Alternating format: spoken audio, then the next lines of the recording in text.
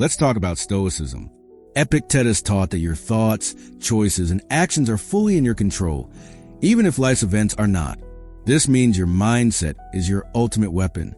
This perspective, when applied to self-discipline, can be a game changer. The Stoics understood that true freedom comes not from controlling the world around you, but from mastering the world within you. This is a journey of emotional and mental growth, moving from a state of being at the mercy of your impulses to a place of inner strength and self-respect. So what changed? What was the secret ingredient? You guessed it, discipline. It's the practice of doing what you say you're going to do, despite resistance. This is how you cultivate it from a mindset point of view, using principles that align with Stoic philosophy. Now, a heads up, this whole thing works way better if you're physiologically fulfilled. Drink enough water, eat the right food, and exercise. All the classic cliches.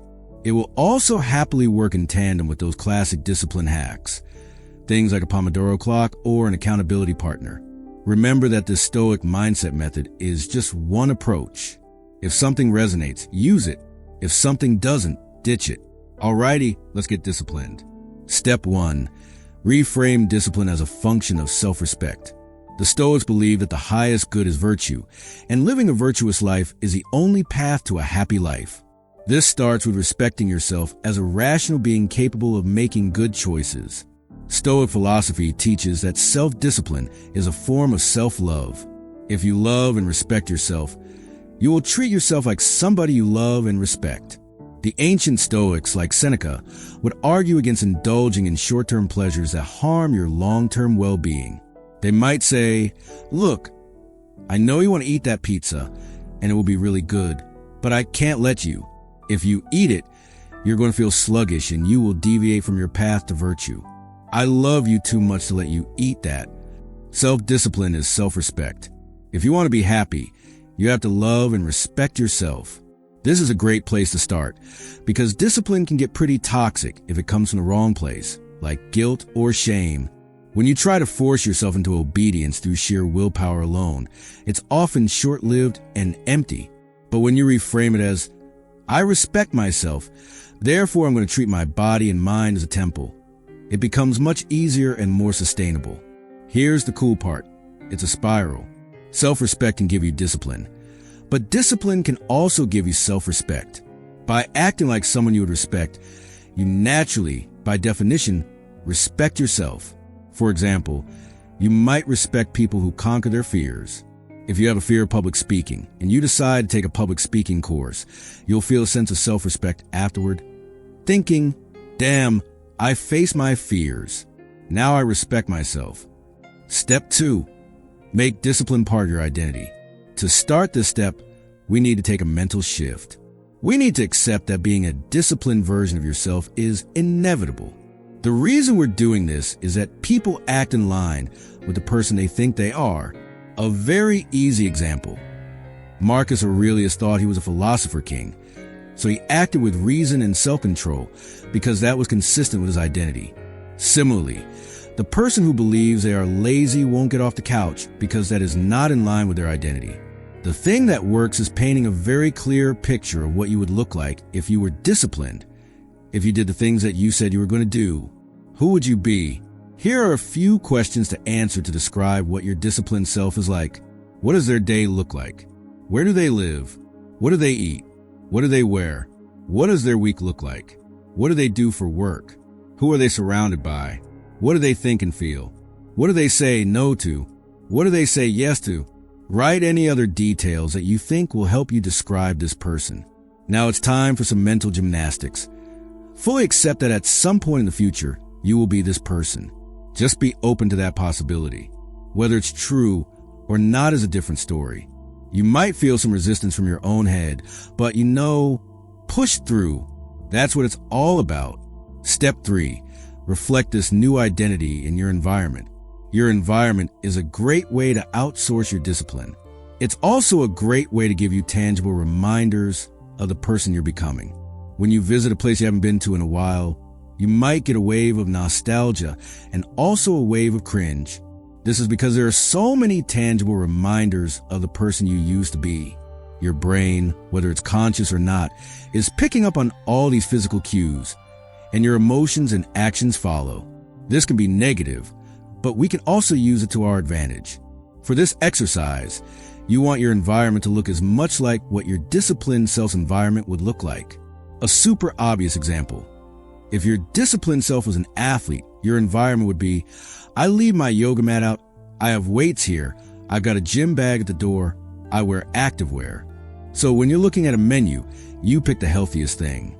These are tangible things that keep you reminded of the future you could have. Step 4. Internalize the threat of not doing this. All right, we're going to advance class now. We are going to threaten ourselves into being disciplined. This might not work for everybody. As I said at the start, this is just a method. Take what works and leave what doesn't. But I may as well go over everything. Loss aversion is proven to be a more powerful motivator than gain. You would rather avoid losing $1 than gaining $1. The way we can use this to our advantage to trick our own brains is to make us feel like we are losing something if we're not disciplined. For example, there's a website called Stick wherein you create a commitment contract and you put your money on the line. Let's say it's $200. You say, unless I do this one thing which I said I was going to do, unless I'm disciplined, that money is going to go to a cause that I hate. It's going to go straight into the pockets of neo-Nazis. Not only do you have the loss aversion of losing your $200, but you have it even greater, because who wants to give $200 to neo-Nazis? Not me. Not at all. Not for a goddamn second. You can also use loss aversion as a motivator in your daily life. One thing that has been hard for me to nail is consistent YouTube uploads. This year, I've decided to try something different. I've hired an editor, but there is one twist. I have prepaid them. They get the money regardless of whether I film something or not. The theory is that my drive to not lose money is stronger than my drive to skip a week of videos. Let's see how that pans out. The key takeaway here is when you're looking at being disciplined, try to turn one of the habits you want to build into a system wherein loss aversion can motivate you. Then, replicate that loss aversion in your life in a healthy way in order to get you going. Well, that was a mouthful. Step 5. Have a good system to start things. For me, starting work is harder than sustaining it. It's like that first push on the pedal of the bicycle. It's always going to be a bit harder than when you're actually cruising. You can have all the self-love and identity in the world, but you won't be disciplined unless you actually start doing something. So I've got 2 techniques here that I split into starting systems and eliminating friction. A starting system is just whatever gets you going. One thing for me as an author, it still feels new to say that, is I'll often not really feel in the mood to write. This is because it's hard. Who wants to do hard things? My starting system to get over this is to write what I hate. It's to rant. Usually, I'll just pick some extended family member that I don't like and just have a little rant about them for 5 minutes. And then, now I'm typing. Now, the good words that I actually wanted to write aren't as difficult. I've started the bike, now I'm pedaling. Life is good. Another starting system was one that my brother was telling me about. He was having trouble getting up out of bed in the morning. He just kept hitting snooze on his alarm clock, which I think we all can relate to. So he got this app called Barcode Alarm Clock. The alarm on your phone won't turn off until you scan a barcode. So he would set that barcode to the coffee in his kitchen. He would have to get up, walk to the kitchen. Now he's at the coffee. He may as well make himself the coffee, and now he is awake. What I really like here is he made starting pretty much non-negotiable. The second bucket of starting things is eliminating friction. I went through a dark period of my life where I was a 5 a.m. gym guy. I'm sorry, that was wrong. I shouldn't have done it. But I remember when I was starting to build this habit, I would use any excuse not to go to the gym. So my alarm would go off at 5 a.m. and I'd be like, well, I don't know where my shoes are in this exact moment. Guess I'm sleeping. Eliminating friction is just having all your gym gear set out the night before. Mitch Hedberg had this joke about bread. You know that Pepperidge Farm bread? That stuff is fancy, man. It's wrapped twice. You open it and it still ain't open. That's why I don't buy it. I don't need another step between me and toast. Eliminating friction is taking out the steps between you and whatever your toast is. If it's drawing, it's having your book and pencil ready to go before you start work. If it's running, it's having all your gear in one spot, so you don't have to look around the house trying to find them. And if you've got a passion for art heists and you want to steal the Mona Lisa, it's all about having your gloves and grappling hook by the door, not in your storage locker, not in the cupboard. Make it easy. Eliminate that friction. You've got this. Steal that artwork. Step 6. Have a good method to sustain things. This step is all about making sure you don't burn out. We don't want that. Discipline can exhaust you. Now, with this step, I will just say as a big disclaimer, I don't have a chronic illness. I don't have kids. I'm working with a pretty able body and a pretty open schedule, so I am playing on easy mode. You might be playing on hard mode, so you might need more rest or you might need more time for your family, for example. But for me, the most sustainable method, and I hate that this is true, is the work week. The actual Monday to Friday, 9 to 5. This never used to be true for me, but taking weekends has been the biggest change to me being able to sustain discipline without burning out. What this looks like tangibly is, if it's Monday to Friday, 9 to 5, I'm working. I take nights. I take weekends. I make sure I sleep. All of that. Your system might look totally different, but what you want to find is a weekly or a daily or a monthly routine that makes sure that you're not getting exhausted. Way easier said than done. But yeah, this step is about finding a sustainable routine and finding what you can do when you're not working that fills you with energy. If you're looking for what energizes you, just at the end of every day for about a month, ask yourself just in a notes app on your phone, what energized me today? And then at the end of the month, look for the commonalities. I can pretty much guarantee that there'll be something that shows up a lot more than other things.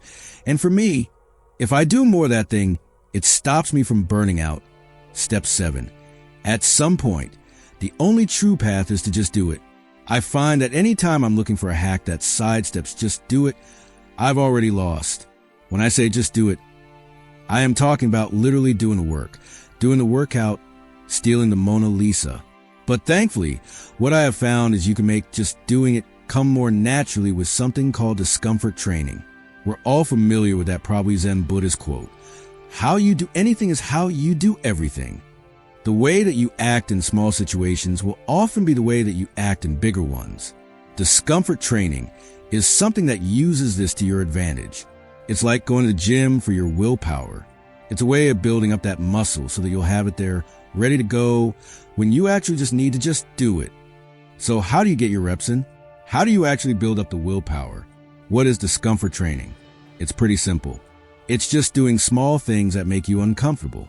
It's basically in micro moments in your life, choosing the less comfortable option. For example, if you're somebody who gets bored easily, next time you're in a waiting room or in a queue, don't pull out your phone. That's discomfort training, baby. The most common example I hear is having cold showers. For me, the most common example I use is a 2-minute rule. If something takes less than 2 minutes, I do it immediately. By practicing discomfort in these small moments, the idea is that it builds up and creates discipline throughout the rest of your life. So, are you feeling more disciplined? The reality is that discipline and resistance are lifelong battles. We're all just climbing a mountain with no top. But the cool part is if you get the foundation, the mindset, right, it makes it so much easier. I believe in each and every one of you. Have an amazing day and good luck with discipline. So, are you feeling more disciplined? The reality is that discipline and resistance are lifelong battles. We're all just climbing a mountain with no top. But the cool part is if you get the foundation, the mindset, right, it makes it so much easier. I believe in each and every one of you. If you found this helpful, do subscribe. It means the world. Thank you for being here with me on this journey. Have an amazing day and good luck with your discipline. Goodbye for now.